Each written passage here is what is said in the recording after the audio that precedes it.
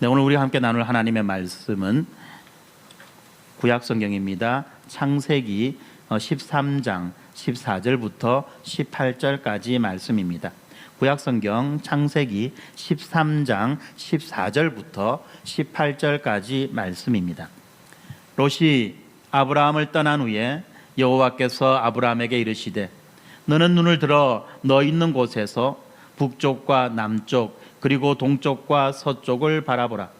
보이는 땅을 너와 내 자손에게 주리니 영원히 이르리라.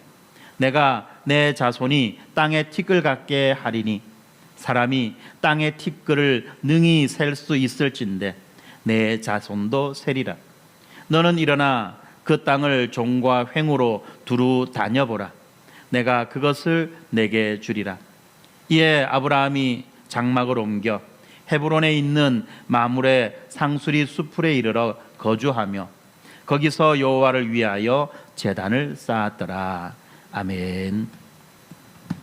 네, 사랑하는 성도 여러분, 오늘 본문에서 우리는 이 인생의 갈림길에서 멈칫거리며 또 깊은 이 회의감에 떨고 있는 한 사람의 모습을 마주할 것입니다. 그런데 그 사람이 처한 그 상황과 우리들이 처한 상황이 너무나도 많이 비슷해 보입니다. 특별히 우리가 살아가는 이 시대, 지나친 경쟁, 과열된 경쟁을 우리는 날마다 경험하며 살아가고 있습니다. 그 경쟁 속에서 속도와 그리고 선점, 먼저 차지하는 것이 미덕으로 여겨지고 있습니다. 그러다 보니까 서점에 가면 베스트셀러 코너에서 항상 이런 주제들이 많이 있어요. 남보다 앞서가는 법, 빠르게 부자 되는 법, 이런 비법들을 다룬 책들이 넘쳐나고 있습니다.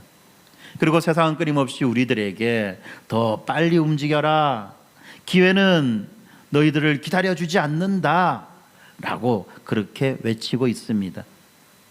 특별히 이 경쟁력이라고 하는 그 미명 아래 뒤처지거나 또는 남들에게 양보하는 것은 도태와 패배를 의미하는 그런 살벌한 정글 속을 우리가 지금 살아가고 있습니다.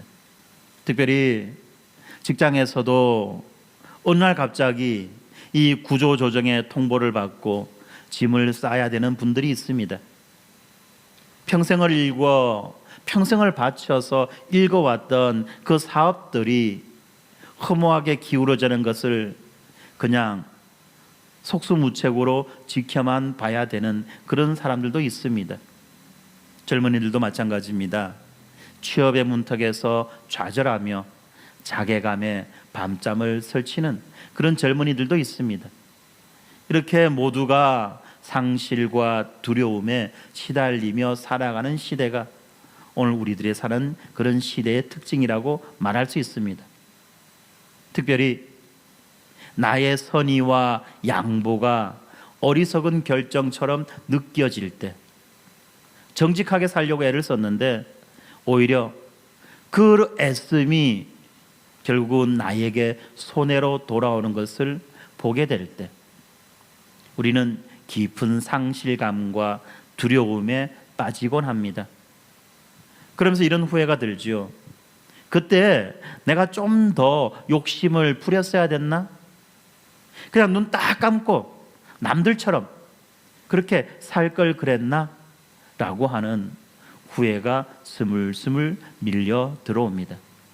오늘 우리가 보는 이 창세기 13장의 말씀, 오늘 본문 말씀이 바로 이런 상실과 또 두려움의 한복판에 홀로 남겨진 아브라함의 이야기를 우리들에게 들려주고 있습니다. 오늘 본문의 배경을 잠시 살펴보겠습니다. 지금 아브라함과 그의 조카 롯은 고향을 떠나 하란을 거쳐 그리고 가나안에 이르기까지 생사고락을 함께 했던 사이였습니다. 특별히 이 롯은 아브라함에게 있어서 단순히 조카가 아니었죠. 자식이 없던 아브라함에게 롯은 아들이며 상속자였습니다. 뿐만 아니라 그토록 험한 나그네 길에서 유일한 혈육이었습니다.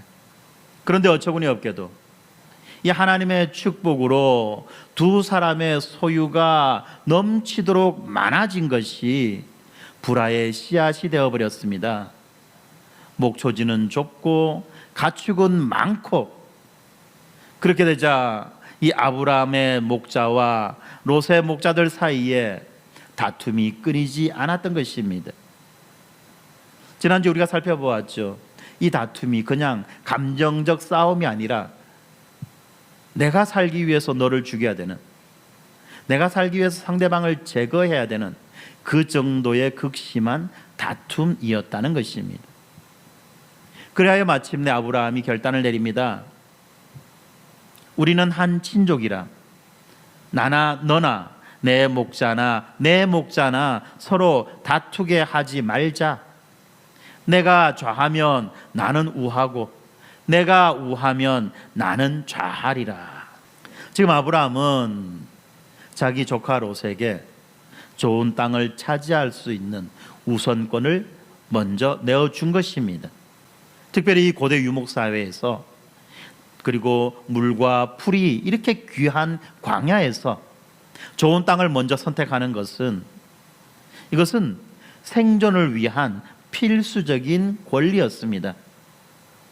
그렇지만 아브라함은 평화를 위해서, 그리고 관계를 위해서 이 권리를 포기했던 거죠. 그 결과가 무엇입니까? 롯은 물이 넉넉하고 풍요로운 요단 지역을 선택했습니다.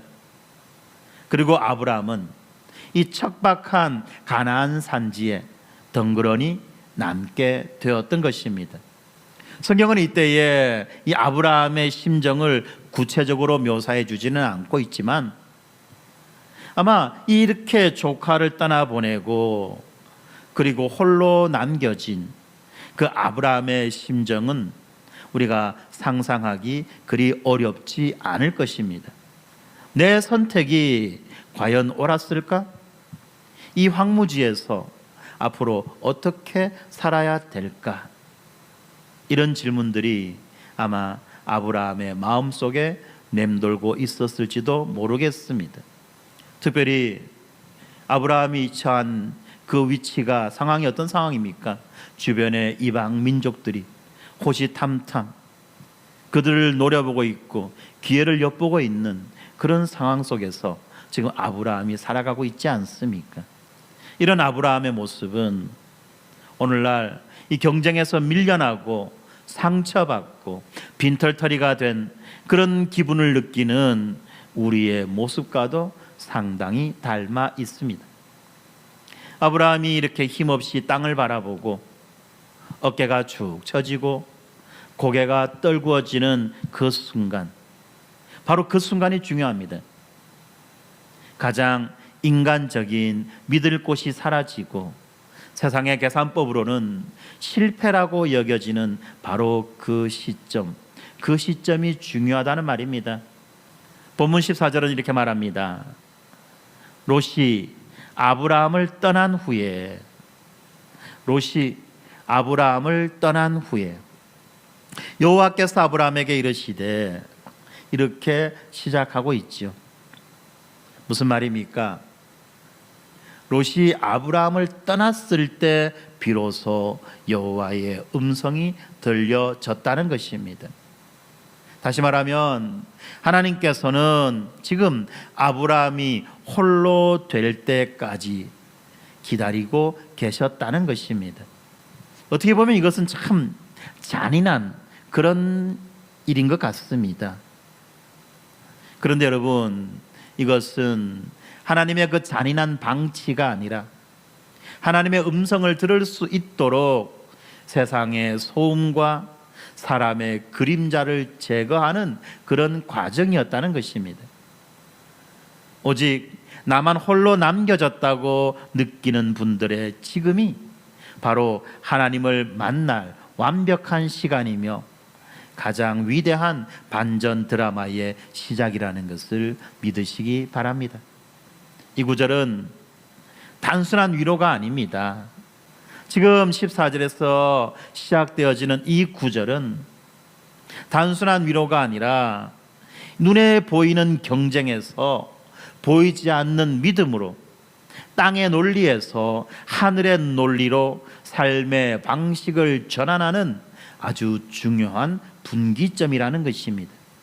아브라함에게 찾아오신 하나님께서 오늘 여러분들에게도 찾아오셔서 여러분의 인생에 새로운 분기점을 만들고 새로운 약속의 지평을 열어주시기를 바랍니다. 이제 우리 함께 말씀 속으로 들어가서 그 주님의 음성, 그 주님의 손길을 살펴보도록 하겠습니다. 롯이 떠난 후에 이 적막이 감도는 그곳에 하나님의 음성이 임합니다. 롯이 아브라함을 떠난 후에 하나님의 음성이 임합니다. 그리고 말씀합니다.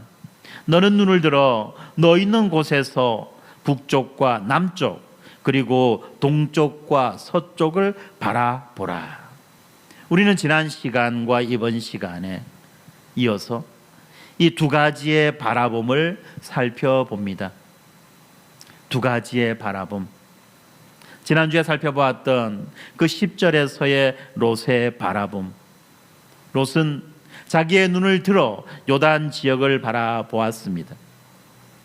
그런데 오늘 본문 14절에서는 하나님이 아브라함에게 눈을 들어 바라보라고 하십니다. 롯은 자기 스스로가 눈을 들어 바라보았습니다. 그러나 아브라함은 하나님이 아브라함에게 눈을 들어 바라보라고 말씀하고 있다는 것입니다.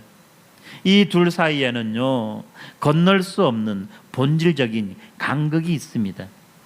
롯의 바라봄은 바로 탐욕의 시선이었습니다. 누가 시키지도 않았는데 그 스스로가 눈을 들었습니다. 그런 그의 눈에 비친 이 소돔은 화려하고 풍요로웠습니다. 당장 내 배를 불려줄 그런 기회의 땅으로 보였던 것입니다. 그래서 그는 하나님께 묻지 않지요. 하나님께서 주신 그 약속도 생각하지 않지요. 오직 눈에 보이는 현상, 당장의 이익, 화려한 겉모습만이 판단의 기준이 되었던 것입니다. 이것이 바로 타락한 인간의 본성입니다. 에덴 동산에서 하와가 선악과를 보았을 때 보암직도 하고 먹음직도 했다고 그렇게 말합니다. 바로 이 롯의 시선이 그 원죄적 시선을 그대로 닮아 있다는 말입니다. 그런데 여러분, 이것이 바로 세상이 말하는 비전이에요. 세상이 말하는 비전은 바로 이런 것입니다. 남들이 부러워하는 것, 더 높고 더 화려한 곳을 향한 욕망의 투사를 세상은 비전이라고 포장하고 있습니다. 그 반면에 아브라함은 자기 스스로 눈을 들지 않았습니다. 아니, 자기가 눈을 들 수가 없었죠. 롯이 떠난 뒤 그는 고개를 푹 숙이고 있었고 땅바닥에 흩날리는 먼지만 바라보며 한숨 쉬고 있었을 것입니다.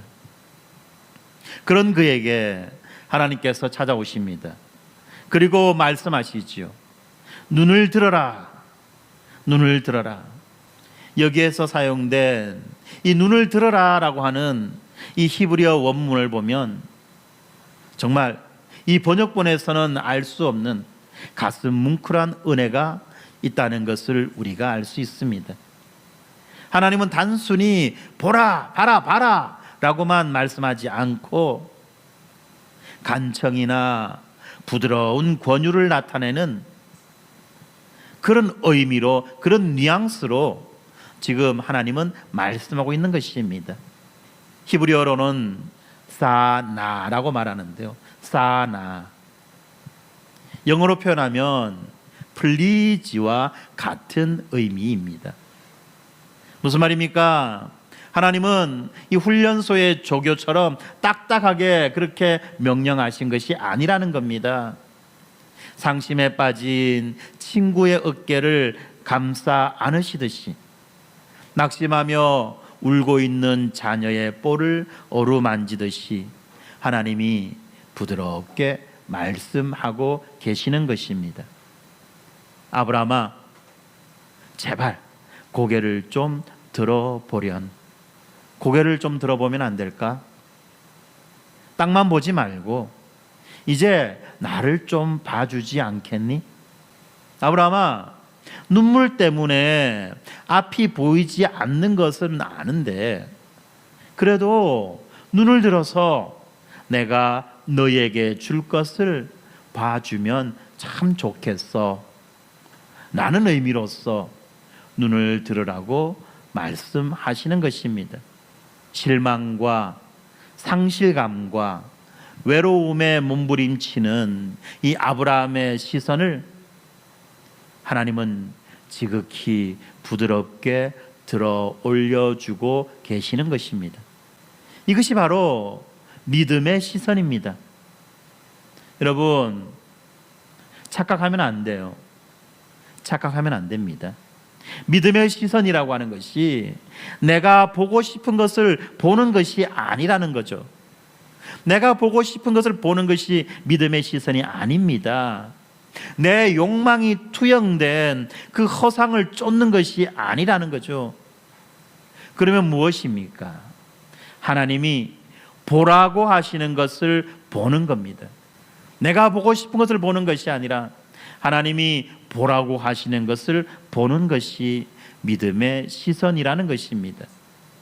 무슨 말입니까?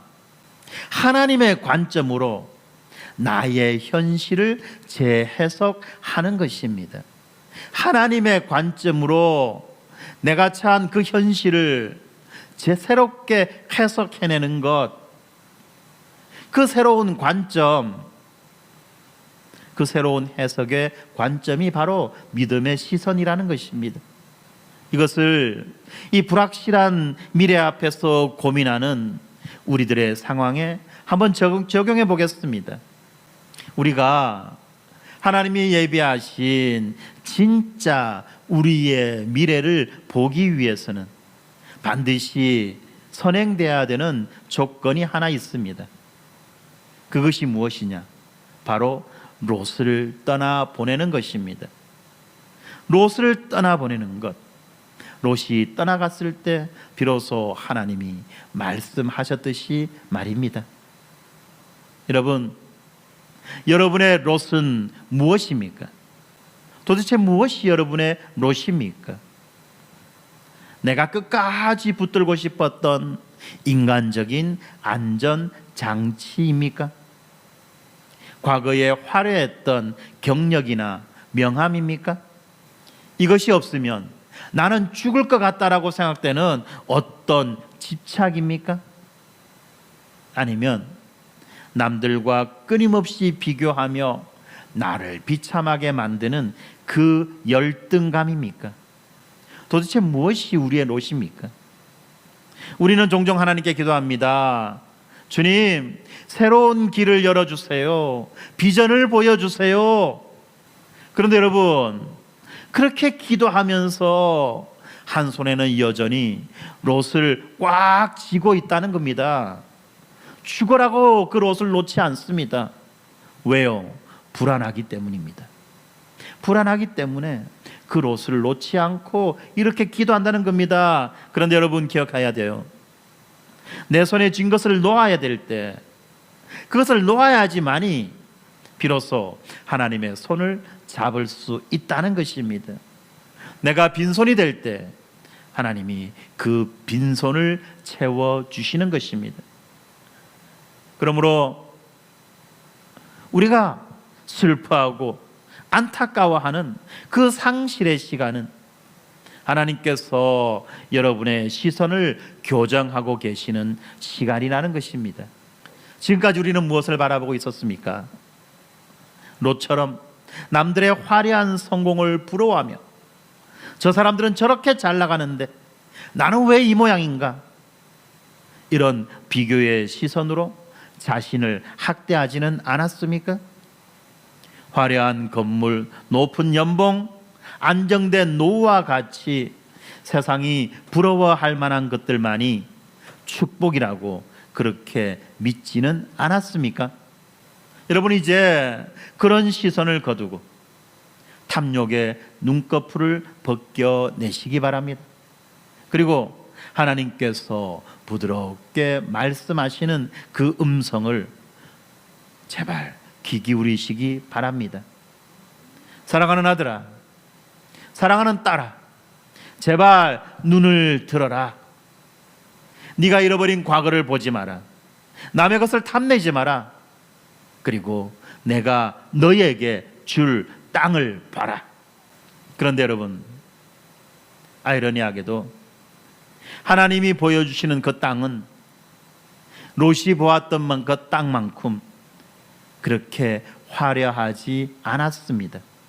하나님이 보여주시는 땅은 여전히 먼지 나는 가나안 산지였던 것입니다. 변한 것은 아무것도 없습니다.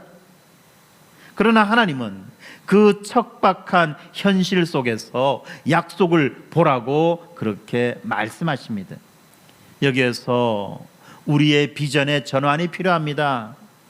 우리가 환경이 바뀌기를 기다릴 것이 아니라 우리 시선의 전환, 우리 관점의 전환이 필요하다는 것입니다. 그렇지 않습니까, 여러분? 상황이 좋아져서 웃는 것은 누구나 다 할 수 있는 것입니다. 그렇지 않나요? 상황이 좋아져서 일이 술술 잘 풀려서 웃고 기뻐하는 것은 누구나 다 할 수 있는 것입니다.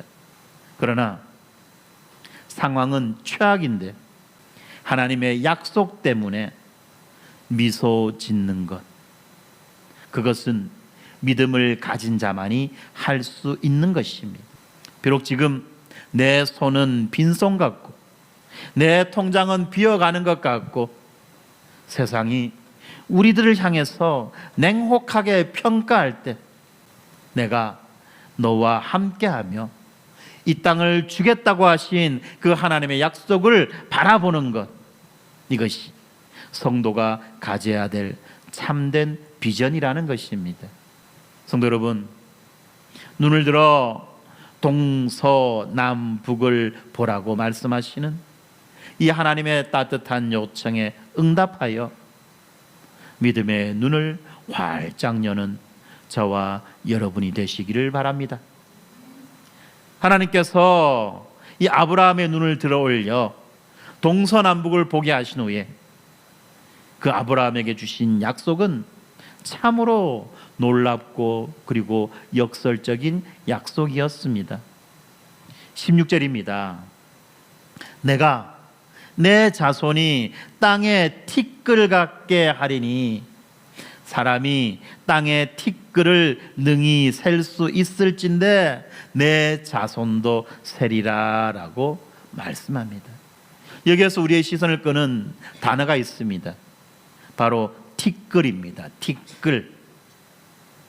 하나님은 왜 하필이면 이 티끌을 약속의 징표로 사용하고 계실까요?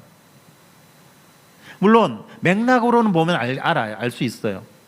이 티끌을 사용하신 것은 무수히 많은 자손이라는, 무수히 많은 자손을 주겠다라고 하는 그 숫자적인 의미를 가지고 있다는 것, 그것을 우리는 알 수 있습니다.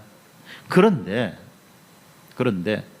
그런 숫자적인 의미를 가진다 할지라도 우리가 익숙히 알고 있듯이 하늘의 별과 같이 또는 바다의 모래와 같이 이런 표현을 쓰면 얼마나 좋습니까? 그런데 여기에서 쓰는 표현이 티끌이라는 표현이죠. 참 많이 낯선 표현입니다. 티끌, 히브리어 단어로는 아파르라고 하는데, 이 아파르라고 하는 것은 먼지, 흙 또는 진토 이런 것들을 의미합니다. 그리고 이 티끌이라고 하는 것은 무가치함과 하찮음의 대명사입니다. 사람들의 발에 밟히는 존재입니다. 바람이 불면 흩어져 사라져버리는 그런 허무함입니다. 심지어 이 티끌은요, 죽음과도 연관되는 표현입니다. 하나님이 범죄한 인간을 저주하실 때에 너는 흙이니 흙으로 돌아갈 것이니라 라고 말할 때 이 흙이 바로 티끌인 거예요. 그러다 보니까 참 이 표현을 보면서 한편으로는 무슨 의미지라는 생각이 들기도 한다는 겁니다. 축복이 아니라 조롱처럼 들릴 수도 있는 그런 표현이죠. 지금 자식 하나 없는 75세가 넘은 노인, 가진 땅 한 평 없는 나그네에게 흩날리는 먼지를 가리키며 네 자손이 이 먼지처럼 될 것이다 라고 말씀하시는 것, 좀 어떻습니까? 좀 잔인하게 느껴지지 않나요? 저만 그런가? 저만 그렇습니까? 여기에는요, 하나님의 놀라운 반전이 숨겨져 있습니다. 창세기 2장 7절을 보면 하나님이 사람을 지으실 때 사용하셨던 재료가 바로 땅의 티끌, 아파르였습니다. 하나님은 아무 생명이 없고 아무 가치가 없어 보이는 그 흙먼지들을 모으셨습니다. 그리고 그곳에 하나님의 생기를 불어 넣으셨습니다. 그러자 그 티끌이 생명, 다시 말하면 살아있는 존재, 하나님의 형상을 닮은 존귀한 인간이 되었습니다. 이것이 바로 하나님의 창조 방식입니다.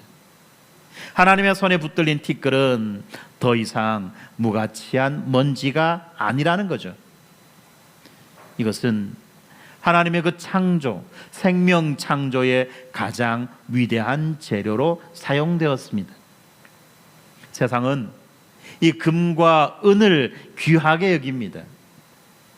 그런데 하나님은 티끌로 고귀한 생명을 만드셨던 것입니다.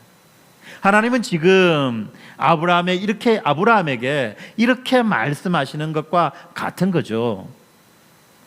어떤 말입니까? 한번 해석을 해볼게요. 아브라함아, 너는 지금 네 처지가 이 발밑에 먼지처럼, 이 발에 밟히는 티끌처럼 초라하다고 생각하느냐? 롯에게 좋은 것을 다 빼앗기고 너에게는 먼지밖에 안 남았다고 슬퍼하느냐? 걱정하지 마라. 나는 이 티끌로 우주를 만들고 이 티끌로 생명을 만드는 하나님이다. 내가 너의 그 보잘것없는 현실을 창대하게 바꿀 것이다. 네가 밟고 있는 그 흙먼지가 장차 열방을 구원할 민족이 될 것이다. 아멘. 이 말씀을 오늘 우리들에게 한번 적용해 보겠습니다. 사랑하는 성도 여러분, 혹시 여러분의 현재가 이 티끌처럼 그렇게 느껴지십니까? 상실의 기간이 길어지면서 자존감은 바닥으로 떨어지고 이 사회라는 거대한 시스템 속에 나는 있어도 그만, 없어도 그만인 그런 한낱 부속품처럼 느껴지십니까? 언제든 이 대체 가능한 소모품 취급을 받는 이 현실이 서러우십니까? 세상의 방식대로 악착같이 로비하고 줄을 서고 남을 밟고 올라서지 않았기 때문에 바보같이 손해만 본 것 같아 속상하십니까? 그래서 내 인생이 바람만 불면 흩어져 버릴 먼지처럼 그렇게 느껴지지는 않습니까? 그러나 여러분이 느끼는 그 티끌 같음, 그 무력함과 낮아짐이 비로소 하나님의 역사가 시작되는 지점이라는 것입니다. 예수님은 산상수훈에서 이렇게 말씀하셨죠. 마태복음 5장 5절에 보면 온유한 자는 복이 있나니 그들이 땅을 기업으로 받을 것이며. 여기서 온유하다는 것은 단순히 성격이 착하고 순하다는 그런 뜻이 아니라는 것 알고 있지 않습니까? 여기에서 온유하다는 것은 자기의 권리를 기꺼이 양보할 수 있는 태도를 말합니다. 하나님을 신뢰하기 때문에 억울함을 참고 기다리는 인내를 말합니다. 힘이 없어서 밀려난 것이 아니라 하나님을 믿기에 양보하는 것을 온유하다고 말하는 것입니다. 세상의 눈으로 볼 때 이렇게 온유한 자는 약해 빠진 자죠. 티끌처럼 무시당하기 쉬운 자입니다. 특별히 이런 롯과 같은 이런 사람들에게 이용당하기 딱 좋습니다. 그러나 주님은 약속하셨습니다. 바로 그 온유한 자들이 땅을 기업으로 받을 것이다. 이것이 역설적인 승리입니다. 롯은 스스로 땅을 취하려고 했지만 결국은 소돔의 멸망과 함께 모든 땅을 잃어버렸습니다. 그러나 아브라함은 이 티끌 같은 현실을 받아들이고 하나님만을 의지했을 때 하나님이 그를 가나안의 주인으로 세워주셨던 것입니다. 사랑하는 성도 여러분, 여러분의 이 현재 상황을 믿음으로 재해석하시기 바랍니다. 지금 겪고 있는 고난, 텅 빈 것 같은 시간, 인생의 바닥을 치는 그런 경험은 여러분을 망가뜨리는 시간이 아니라 하나님께서 여러분을 통해 새로운 역사를 쓰시기 위한 거룩한 티끌이 준비되는 시간입니다. 하나님은 이미 완성된 벽돌이 아니라 부서지고 깨어진 가루들을 모아서 반죽하여 토기장이의 뜻대로 빚으시기를 기뻐하시는 분이십니다. 여러분이 지금 흘리는 눈물, 그 처절한 실패가, 앞이 보이지 않는 그 막막함까지도 하나님의 약속을 성취해가는 소중한 씨앗이 되는 것입니다. 그러므로 여러분, 낙심하지 말고 포기하지 마십시오. 양보는 패배가 아닙니다. 정직함은 미련한 것이 아닙니다. 지금의 초라함은 영원하지 않습니다. 하나님은 그 티끌 같은 여러분의 현실을 들어 올려서 세상이 감당할 수 없는 생명의 역사를 이루어 가실 것입니다. 그렇기 때문에 우리의 무능함은 하나님의 전능함을 담는 그릇이 될 것입니다. 우리의 삶이 먼지가 아니라 하늘의 별처럼 빛나게 될 것입니다. 이것은 값싼 위로가 아니라 하나님의 확고한 약속인 것입니다. 이렇게 시선을 들어서 약속을 보게 하시고 티끌 같은 현실을 축복으로 바꾸어 주시겠다고 말씀하신 이 하나님은 이제 아브라함에게 구체적인 행동을 요구하십니다. 17절입니다. 너는 일어나 그 땅을 종과 횡으로 두루 다녀보라. 내가 그것을 내게 주리라. 하나님은 지금 아브라함에게 일어나라, 그리고 걸어라 라고 명령하고 계십니다. 여기에서 이렇게 두루 다녀보라는 이 말은 단순한 어떤 산책해라 이런 말이 아니죠.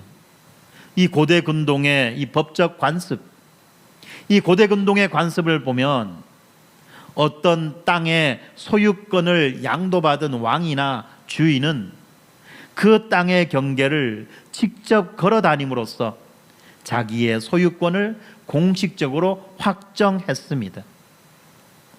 다시 말하면 그 사람의 발바닥이 닿는 곳, 그가 걷는 그곳이 바로 그의 통치의 영역임을 선언하는 법적인 행위였다는 것입니다. 다시 말하면 하나님은 지금 아브라함에게 이렇게 말씀하시는 것입니다. 아브라함아, 슬픔의 자리에 주저앉아 있지 마라. 상실의 자리에 그렇게 퍼질고 있지 마라. 믿음으로 일어나라. 그리고 너와 내 자손이 살게 될 이 땅을 힘차게 밟아라. 내 발바닥이 닿는 곳이 곧 너의 땅이 됨을 선포해라. 여러분, 믿음은요, 어떤 관념이 아닙니다. 방 안에 틀어박혀서 하나님이 다 알아서 해주시겠지라고 그렇게 생각하는 것은 게으름이지 믿음이 아니라는 것입니다. 지금 하나님은 아브라함에게 일어나 걸으라고 말씀하십니다. 우리의 일상 속에서 영적인 소유권을 주장하라는 그 말씀인 겁니다. 그러면 여러분이 걸어야 할 땅은 어디입니까? 바로 여러분들이 매일 아침 무거운 발걸음으로 향하는 그 직장입니다. 취업을 위해서 이력서를 내고 면접을 보는 그 회사들입니다. 매일 반복되는 가사노동이 이루어지는 가정과 매일 등교해서 공부하는 학교가 바로 여러분의 영적 영토라는 것입니다. 변화하는 시대에 새롭게 도전할 분야와 앞으로 만나게 될 사람들이 여러분들이 밟아야 할 땅이라는 것입니다. 그런데 많은 성도들이 교회 안에서는 거룩하지만 그런데 교회 문을 나서는 순간 세상의 거센 파도 앞에 무기력해지는 것을 종종 봅니다. 그러다 보니까 월요일 아침을 두려워합니다. 당장 출근해서 상사의 눈치를 봐야 되고 실적의 압박을 받아야 되고 뿐만 아니라 인간관계의 갈등 속에서 우리는 영적 패배감을 느낍니다. 그러나 여러분이 밟는 그곳, 우연히 떨어진 것 같고 억지로 끌려다니는 것 같은 그곳이 사실은 하나님께서 내가 너에게 주었다고 말씀하시는 사명의 땅인 것입니다. 그러므로 이제 그것을 향한 영적인 선포를 시작하십시다. 이것은 여러분의 마음가짐과 태도를 바꾸는 믿음의 결단입니다. 두려움과 불평으로 하루를 시작하는 대신 영적인 권위를 가지고 이렇게 선포하십시오. 아침에 출근하여 사무실의 문을 열 때 이 사무실은 하나님의 영토다. 나는 이곳에 돈 벌러 온 것이 아니라 하나님의 통치를 실현하기 위해 파송된 대사다. 이 책상은, 이 컴퓨터는 하나님이 내게 맡기신 땅이다. 내가 이곳에서 일함으로 하나님의 영광이 드러날 것이다. 이곳의 어둠과 스트레스는 예수 그리스도의 이름으로 떠나갈지어다. 이렇게 선포해야 할 것입니다. 여러분, 가정에서 가사노동으로 지치셨습니까? 그러면 설거지를 하고 청소를 하는 그 공간에서 여러분 선포하시기 바랍니다. 우리 가정엔 하나님이 주인 되신다. 나의 섬김을 통해 우리 집이 작은 천국이 될 것이다. 주눅들지 마십시오. 여러분이 밟는 곳은 단순한 생계의 현장이 아닙니다. 하나님이 여러분들에게 주신 약속의 땅입니다. 아브라함은 하나님의 이 명령에 어떻게 반응했습니까? 18절을 보면 이에 아브라함이 장막을 옮겨 헤브론에 있는 마므레 상수리 수풀에 이르러 거주하며 거기서 여호와를 위하여 제단을 쌓았더라. 그는 움직였습니다. 그리고 그곳에서 가장 먼저 예배를 드렸습니다. 헤브론, 이 헤브론의 뜻은 교제, 동맹입니다. 그는 지금 이 가나안의 척박한 땅에서 하나님과 동맹을 맺고 하나님과 깊은 교제를 나누고 있는 것입니다. 이것이 결론입니다. 하나님의 약속이 있으면, 하나님의 말씀이 우리에게 주어지면 인간의 순종, 영적인 선포가 뒤따라야 하고 그 끝에는 반드시 예배가 있어야 하는 것입니다. 여러분의 삶의 현장이 헤브론이 되어야 합니다. 직장의 책상이 제단이 되어야 합니다. 거래처와의 미팅 장소가 예배의 처소가 되어야 합니다. 세상은 우리의 일터를 전쟁터라고 부르지만 성도는 그곳을 예배당으로 바꿀 수 있는 것입니다. 여러분이 그 삶의 현장에 기도의 깃발을 꽂고 성실과 정직으로 일하며 그곳을 예배의 마음으로 대할 때 그곳은 더 이상 생존을 위해 몸부림치는 정글이 아니라 하나님의 통치가 임하는 거룩한 성소가 되는 것입니다. 하지만 상황은 어제와 똑같을 것입니다. 상사는 여전히 까다롭고 업무는 여전히 과중할 수 있습니다. 그러나 그 땅을 대하는 여러분의 태도가 영적인 선포로 바뀔 때 이미 그 땅은 정복된 것입니다. 여러분이 밟는 모든 땅이 하나님의 나라가 되기를 축원합니다. 이제 말씀을 맺겠습니다. 사랑하는 성도 여러분, 오늘 우리는 창세기 13장에서 두 사람의 선택을 보았습니다. 그들은 같은 출발선에서 시작했지만 두 사람의 선택은 전혀 다른 결말을 낳았습니다. 롯은 눈에 보이는 풍요를 쫓았습니다. 자기 힘으로 미래를 개척하려고 했고 남보다 먼저 좋은 것을 차지하려고 했습니다. 그래서 가장 화려하게 보이는 그 소돔을 선택했던 것입니다. 그렇지만 그 선택의 끝은 비참함이었습니다. 그는 소돔의 죄악 속에서 고통을 받으며 영혼이 상했습니다. 그러다가 소돔의 유황불 심판이 임할 때 그는 모든 것을 잃어버렸습니다. 그가 그토록 원했던 재물도 명예도 그리고 안정된 삶도 하룻밤 사이에 잿더미가 되어버렸습니다. 심지어 그가 사랑하는 아내마저도 소금 기둥이 되고 말았습니다. 겨우 그 심판에서 빠져나온 그의 모습은 초라하기 그지 없었습니다. 그러므로 먼저 잡는 자가 승리한다는 이 세상의 공식은 허망하게 무너지고 만 것입니다.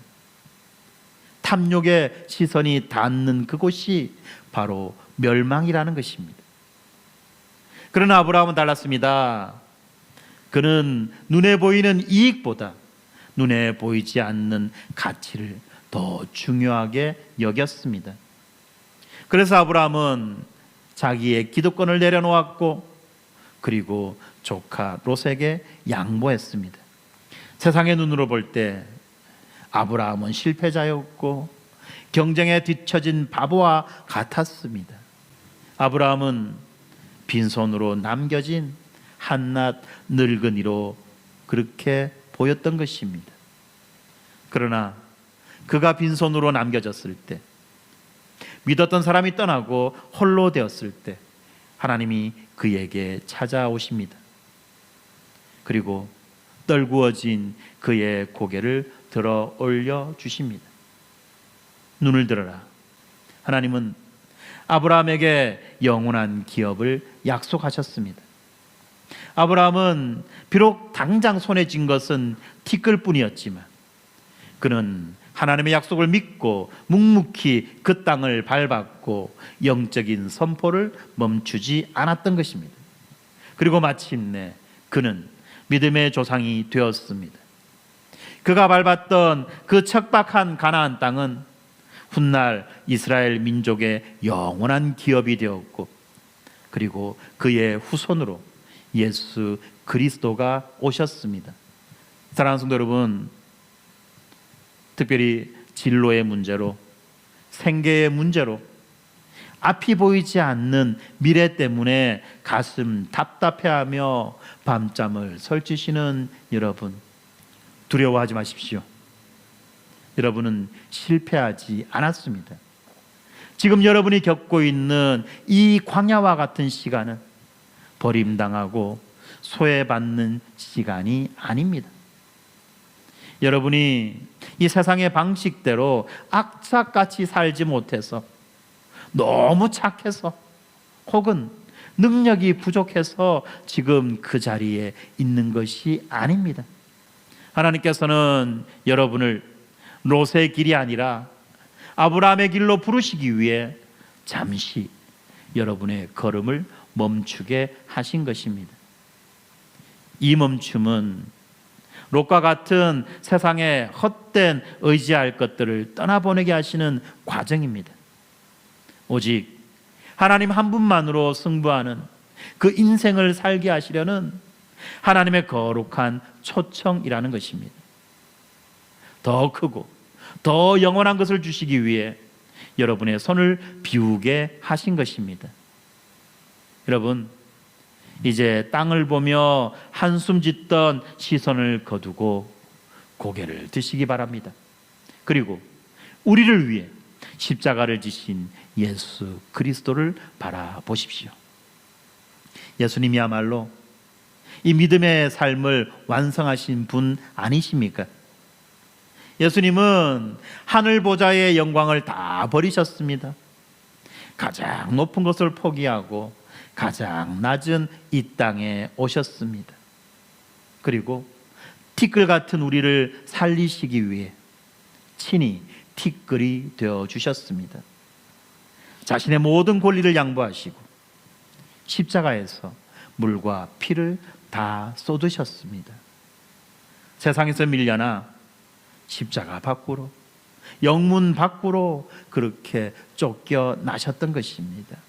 철저히 실패한 것처럼 보입니다. 그러나 하나님은 그분을 다시 살리셨고 부활시키사 만유의 주가 되게 하셨습니다. 모든 무릎을 그분 앞에 꿇게 하셨습니다.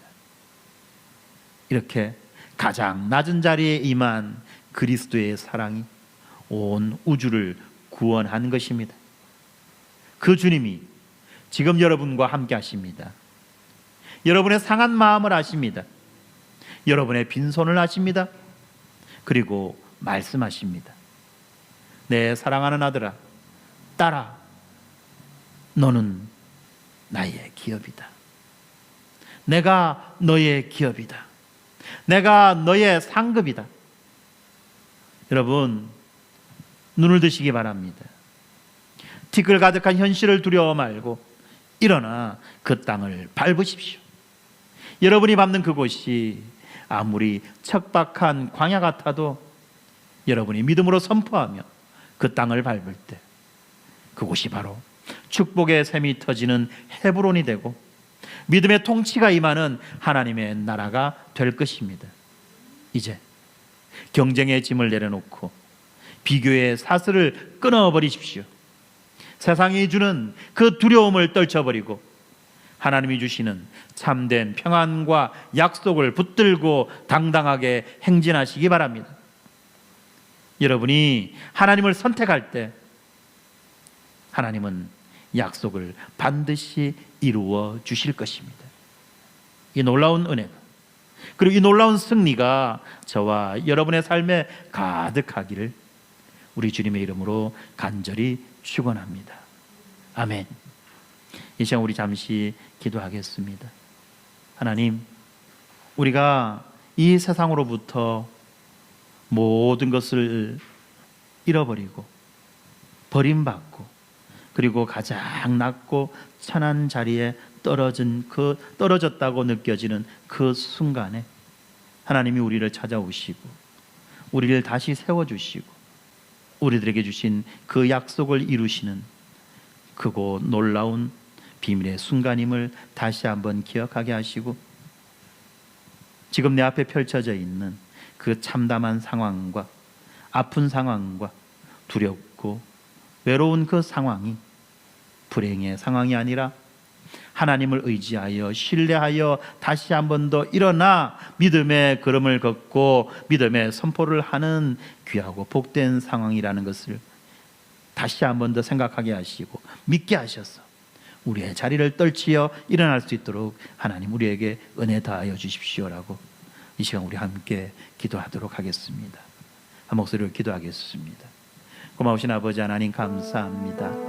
하나님께서 우리에게 은혜 주시고 하나님께서 우리에게 말씀 주셔서 아버지 하나님 다시 한 번 더 우리가 우리의 인생을 해석하고 우리의 인생을 이해하고 우리의 인생을 돌아볼 수 있는 그 안목과 또 아버지 하나님 그 해석의 관점들을 허락하여 주신 것을 아버지 하나님 감사합니다. 아버지 하나님 그렇습니다.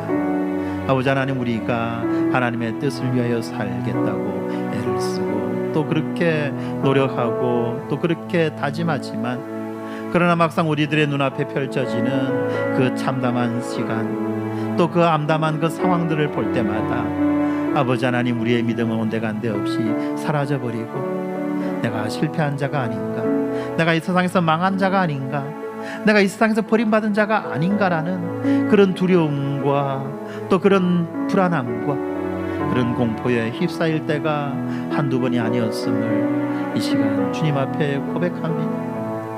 하지만 아버지 하나님 오늘 우리에게 주신 이 말씀을 통하여서 아버지 하나님 우리의 인생을 다시 한 번 더 해석할 수 있는 해석의 능력을 주셨고 또 다시 한 번 더 우리를 통하여서 이루시기 원하시는 하나님의 그 뜻과 놀랍고 비밀한 그 계획들을 알게 하신 것을 감사함을 드립니다. 그렇습니다. 아버지 하나님 우리가 현실에서 아버지 하나님 이 티끌을 밟고 서 있는 그 정말 고통스럽고 그 정말 아프고 그 정말 참담한 그 상황이 하나님께서 역전의 그 놀라운 능력을 발휘하시고 그 역사적인 순간임을 기억하게 하시고 다시 한 번 더 이 말씀을 의지하여 우리에게 주신 이 말씀을 의지하여 다시 한 번 더 그 자리에서 일어나 또 믿음의 선포를 하며 믿음의 걸음을 걸어갈 수 있도록 하나님 붙잡아 주시고 인도하여 주시옵소서.